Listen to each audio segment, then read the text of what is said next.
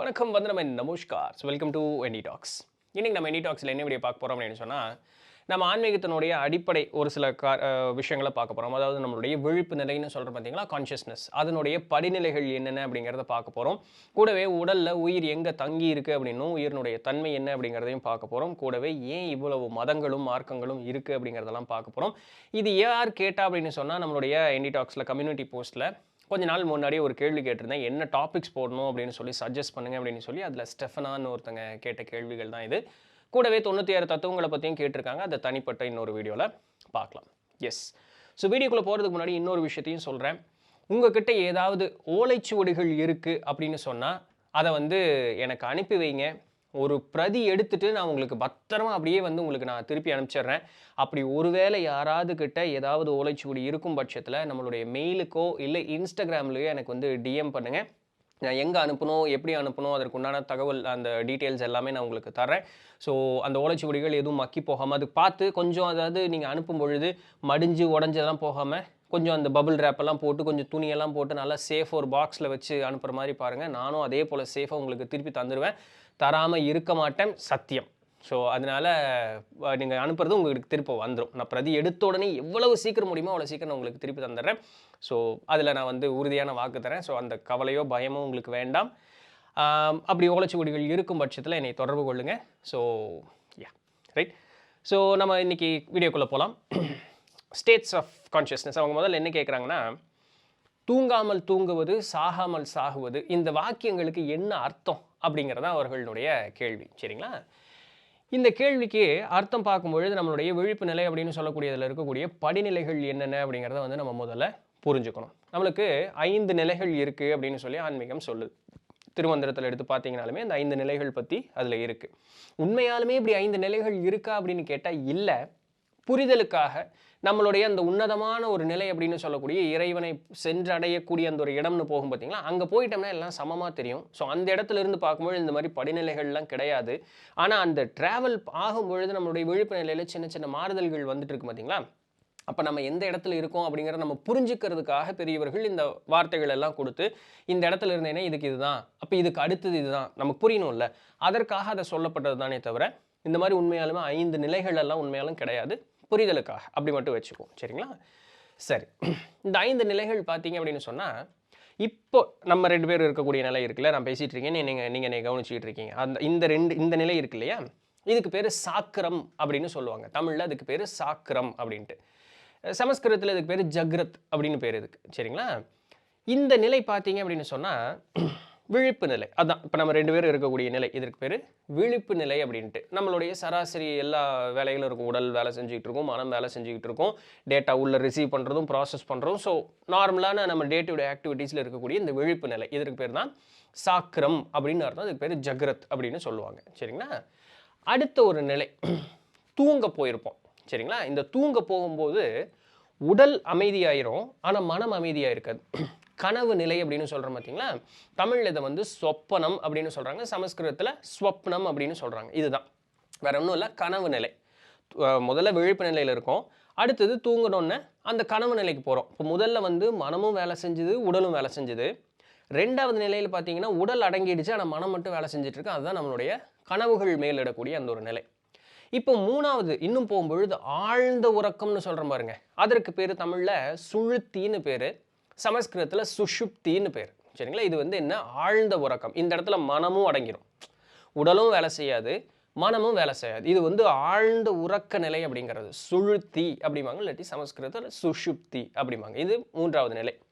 இந்த முதல் 3 நிலைகளுமே எல்லா மனிதர்களும் எல்லா காலங்களிலும் அனுபவிக்கக்கூடியது. பிறப்பிலிருந்து இறப்பு வரைக்கும் எல்லா மனிதர்களும் எல்லா நாளும் அனுபவிக்கக்கூடியது. இந்த 3மே, இது 3மே எல்லாருக்குமே இருக்கும். சரிங்களா? இதிலிருந்து அடுத்த நிலை போகிறாங்க பாருங்க, அவங்க தான் ஞானியர்கள் அப்படின்னு சொல்கிறோம். இந்த முதல் 3 நிலையுமே நமக்கு தெரிஞ்சு தான் நடக்குது.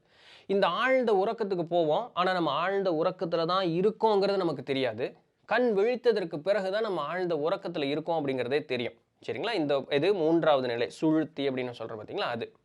இப்போ ஞானியர்கள் என்ன பண்ணுறாங்க அப்படின்னு சொல்லி பார்த்தோம்னா, இந்த ஆழ்ந்த உறக்கத்துக்கு தான் போகிறாங்க, ஆனால் நான் ஆழ்ந்த உறக்கத்துக்கு தான் போக போகிறேன், அதிலிருந்து அடுத்ததுக்கு கடந்து போக போகிறேங்கிற ஒரு நினைப்போடவே அங்கே உட்காருவாங்க. இப்போ நம்ம மனசுக்கு தான் பலம் அதிகம்னு நம்ம முன்னமே பார்த்துருக்கோம் இல்லைங்களா? அப்போ நான் என்ன சொல்கிறேன்னா, ஆழ்ந்த உறக்கத்தையும் தாண்டிய நிலையை நான் உணரப்போகிறேன் அப்படிங்கிறதோட அந்த எண்ணத்தோடு தான் பேசாமல் இருப்பாங்க. இறையோடு ஒன்றரை கலக்க போகிறேங்கிற எண்ணத்தோடு தான் பேசாமல் உட்காருவாங்க. சரிங்களா? இப்போ இந்த ஆழ்ந்த உறக்கம் உடலோடு தான் இன்னும் நம்மளுடைய இந்த மனம்னு சொன்னாலோ, உயிர்னு சொன்னாலோ, ஆன்மான்னு சொன்னாலோ எதுனாலும் இந்த உடலோட கட்டுப்பட்டு இருக்கிறது தான் இந்த ஆழ்ந்த உறக்கம் வரைக்கும். ஆனால் ஞானியர்கள் இதற்கு அப்பாற்பட்டு நான் போகிறேன்னு சொல்கிறாங்க. அப்போ இந்த புலன்களை உடைய இந்த உடலை தாண்டி வெளியே நம்ம போகணும். இதுதான் அதனுடைய நோக்கம். இப்போ அவங்க என்ன பண்ணுறாங்க, தியானத்தில் அப்படியே உட்கார்றாங்க. கொஞ்ச நேரத்தில் அப்படியே இந்த ஐம்புலன்களும் அடங்கும். இப்போ என்ன ஆகும், தியானத்தில் உட்கார்ந்தோடனே டொயின்னு அவங்க உள்ளே போயிடுவாங்களா? மாட்டாங்க. அந்த தியானத்தில் உட்கார்ந்தாலுமே தியானத்திலையும் அந்த சாக்கிரம்னு சொல்லக்கூடிய நிலை இருக்கும். உட்கார்ந்ததற்கு பிறகும் நம்மளை சுற்றி என்ன நடக்குது எல்லாம் தெரியுது, எறும்பு ஊறுது, கொசு கடிக்குது, எல்லாமே நமக்கு தெரியும். அது எல்லாத்தையும் பேசாமல் ஆகிட்டு அப்படியே அமைதியாக உட்கார்றாங்க. அங்கே சொப்பனம்னு சொல்லக்கூடிய நிலை. அப்போ என்ன ஆகும், புலன்கள் தன்னுடைய உணர்வை நிறுத்திங்க அப்படியே அமைதியாயிருவாங்க. இப்போ உடல் வேலை செய்யாது, ஆனால் மனம் மட்டும் வேலை செஞ்சுட்டு இருக்கும். அது ஊற சுற்றிக்கிட்டு இருக்கும் எங்காவது, இல்லை பழைய ஞாபகத்தை யோசிச்சுக்கிட்டே இருக்கும். அதுதான் கனவு நிலை அப்படிங்கிறது தியானத்துலேயும். அப்போ அதையும் அப்படியே அடக்கி பேசாமல் உட்காரும் பொழுது தியானத்துலேயும் அவங்க எங்கே போகிறாங்க, சுழுத்தி அப்படின்னு சொல்லக்கூடிய ஆழ்ந்த உறக்க நிலைக்கு போகிறாங்க. அந்த நிலையில் அவங்க அப்படியே நீடிச்சு நிற்பாங்க.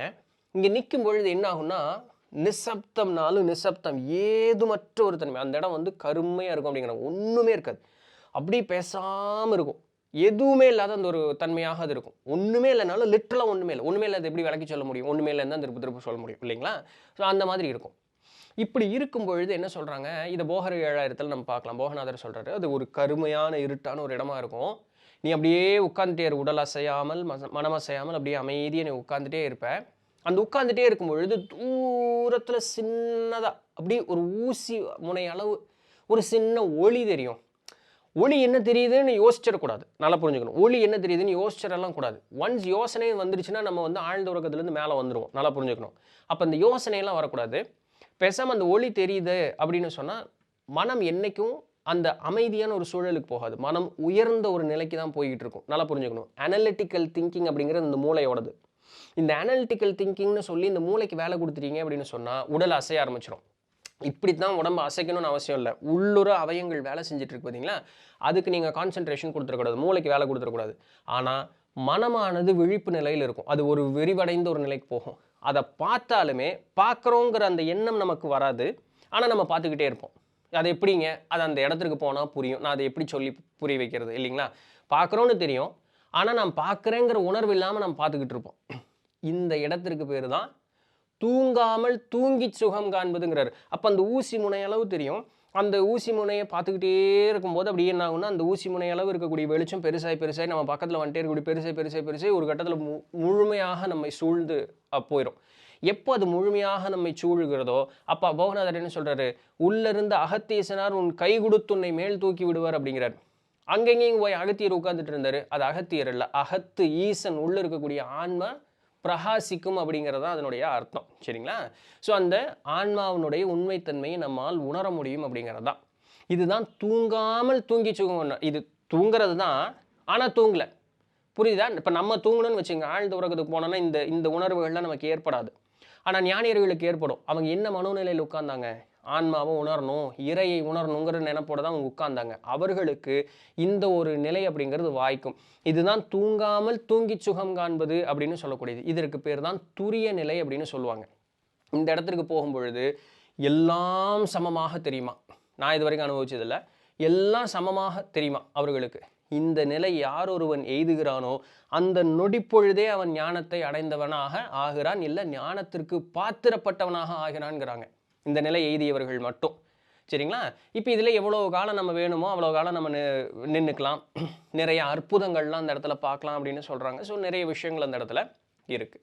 இதிலிருந்து திருப்பி நம்ம விழிப்படைஞ்சிக்கும். இதுதான் தூங்காமல் தூங்கி சுகம் காண்பது அப்படின்னு சொல்லக்கூடிய அந்த ஒரு நிலை. இப்போ இதற்கும் தாண்டி நம்மளால் போக முடியுமா? முடியும். முழுமையாகவே இந்த உடல் போதஞ்சாமி, நீயும் பொங்கச்சோறும், நீ இங்கே இருந்து அப்படியே புலன்கள் பஞ்சபூதங்களாக கரைஞ்சிரு, நான் அந்த இடத்துக்கு போகிறேன் அப்படின்னு சொல்லி உடலை விட்டு பெர்மனண்ட்டாக கிளம்புற மாதிரிங்க. அதற்கு பேர் துரியாதீத நிலை. அதற்கு பேர் இல்லாட்டி சாக்கிராதீதம். இந்த வார்த்தையை திருமந்திரத்தில் பார்க்கலாம். சாக்கிராதீத நிலை அப்படின்னு சொல்லுவாங்க. சரிங்களா? ஏன் அதை சாக்கிரம்னா விழிப்பு நிலை, சாக்கிர ஆதீதம் அப்படின்னு சொல்கிறாங்க. அப்போ விழிப்பு நிலையினுடைய உச்சகட்டம் அப்படின்னு சொல்லக்கூடியது அதனுடைய அர்த்தம். இதுக்கு பேர் துரியாதீதம் அப்படிங்கிறது. இந்த துரியம் துரியாதீதம் தமிழ்லையும் சமஸ்கிருதத்துலையும் ஒன்றே தான். தமிழில் மட்டும் துரியாதீதத்தை சாக்கிராதீதம் அப்படிங்கிற வார்த்தையில் பயன்படுத்துவாங்க. அதிகபட்ச உச்சபட்ச விழிப்பு நிலை அப்படின்னு சொல்லக்கூடிய அதுதான் இறையோடு போய் ஒன்றரை கலத்தல், அவர்கள் மீண்டு பிறப்பதில்லை அப்படின்னு சொல்லக்கூடிய நிலை. அது என்ன? சாகாமல் சாகுவது அப்படின்னு சொல்லி இந்த இடத்துல சாவது அப்படின்னா இந்த உடல் போயிடும். ஆனால் அது உண்மையாலுமே நம்ம செத்துருப்போமானா இல்லை, நம்ம உயர்ந்த ஒரு விழிப்பு நிலைக்கு போயிட்டோம்னு அர்த்தம். இதுதான் சாகாமல் சாகுவது. அது கடைசி துரியாதீதம் இல்லை சாக்கிராதீதம்னு சொல்லக்கூடிய அந்த ஒரு நிலை. இந்த 5 நிலைகள் நமக்கு விளக்கப்பட்டிருக்கு. இந்த 5வது நிலை போகும்பொழுது அவர்களே மீண்டு பிறவா நெறி அப்படின்னு சொல்லக்கூடிய அந்த ஒரு நிலைக்கு அவர்கள் சென்றடைகிறார்கள். சரிங்களா? இவர்கள் தான் அனைத்தும் உணர்ந்தவர்கள், இறையோடு ஒன்றரை கலந்தவர்களாக அவர்கள் இருக்கிறார்கள் அப்படிங்கிறத நம்ம புரிஞ்சுக்கணும். இப்படிப்பட்ட இந்த நிலை மாறுதல் அப்படிங்கிறது எண்ணத்தை பொறுத்து தானே சொல்கிறீங்க. அப்போ இந்த உயிர் என்ன ஆகும்னு கேட்டால், உயிர் அப்படிங்கிறது ஒரு சுட்டி காட்டுவதற்குண்டான ஒரு வார்த்தை தானே தவிர உயிர் அப்படின்னு சொல்லி அங்கே ஒரு ஒரு உருவமெல்லாம் கிடையாது. ஏதோ ஒரு இப்படி பல்பு கவுத்தி போட்ட மாதிரி ஒரு ஒளி மாதிரி எல்லாம் நம்ம சோல் நடிச்சிங்கன்னா உயிர் நடிச்சிங்கன்னா இப்படி ஒரு பல்பை கவுத்தி போட்ட மாதிரி ஏதோ மாதிரி இருக்கு இல்லையா, கோழி முட்டையை கவுத்தி போட்ட மாதிரி அப்படியெல்லாம் ஒன்றும் இருக்காது. அது உருவமற்ற தன்மையற்ற ஒரு ஒரு எண்ணத்தினுடைய பிரதிபலிப்புன்னு வச்சுக்கோங்களேன். அதற்கு ஒரு சக்தி இருக்குது, நம்மளுடைய எண்ணத்துக்கு சக்தி இருக்கு இல்லையா, அதுதான், வேற ஒன்றும் இல்லை. அந்த எண்ணங்களினுடைய பிரதிபலிப்பு தான் நமக்கு அடுத்தடுத்த பிறப்புகளாக நமக்கு வந்துக்கிட்டே இருக்கக்கூடியது. மற்றபடி வரணும். அதை தான் நம்ம உயர்ந்த நிலையில் இருக்கும்பொழுது உயிருங்கிறோம், இறையோடு ஒன்றரை கலந்துருக்கக்கூடிய நிலையில் அதை ஆன்மாங்கிறோம். அதற்கப்புறம் அதையே தான் புத்தி, அதையே தான் அறிவு, அதே தான் சித்தம், அதே தான் மனம். இப்படி எல்லா படிநிலைகளும் அந்த ஒரே விஷயத்தை தான் அந்தந்த தன்மைகள் மாறுவதற்கேற்றாற் போல சொல்லிக்கிட்டே இருக்கும். இதற்கு உருவமோ தன்மையோ இல்லாத பொழுது அது இந்த இடத்துல தான் இருக்குன்னு நம்மளால் சொல்ல முடியுமான்னு கேட்டால் முடியாது இல்லைங்களா. அதனுடைய தன்மைகளோ அதற்கு உருவமோ இல்லை. அப்போ அது எங்கிருந்து உடலில் இயக்கிக்கிட்டு இருக்கு அப்படின்னு சொன்னால் அது இயக்கிக்கிட்டு இருக்கு, அவ்வளோதான். இந்த இடத்துல தான் இருந்து உயிர் இயக்குதுன்னு நம்மளால் சொல்ல முடியாது. ஸோ அந்த மாதிரி ஒரு தன்மையை கொண்டது உயிர். இந்த இடத்துல தான் இருக்குன்னு நம்மளால் சுட்டி காட்ட முடியாது. அப்படிங்கிற மனசு எங்கே இருக்குன்னு நம்ம சொல்ல முடியாது இல்லைங்களா. மனம் இருதயத்தையும் மூளையும் ஒரு கருவியாக பயன்படுத்துகிறதுன்னு சொல்லலாம். அதற்காக மனம் அங்கே தான் இருக்குன்னு சொல்ல முடியுமா? முடியாது இல்லைங்களா. இப்போ மனமும் உயிரும் ஒன்று தான் அப்படிங்கும் பொழுது இந்த உடலை இயக்குகிறதுன்னு மட்டும் சொல்லலாமே தவிர எங்கிருந்துன்னு சொல்ல முடியாது. இருக்குது, அவ்வளோதான் நமக்கு தெரியும். சரிங்களா.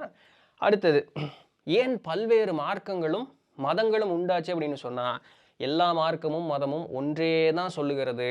இறைவன் அப்படிங்கிறது எந்த ஒரு தன்மையும் உள்ள விளக்கத்திற்கு உட்படாதது, அது அப்பாற்பட்டதுன்னு சொல்லி காலங்கள் மாற மாற மாற மக்களினுடைய புரிதல் மாறிக்கிட்டே வருது. மக்களினுடைய மொழியினுடைய தன்மைகள் மாறுது, அவர்களுடைய கலாச்சாரம், அவர்களுடைய பழக்க வழக்கங்கள் அதெல்லாமே மாறுது.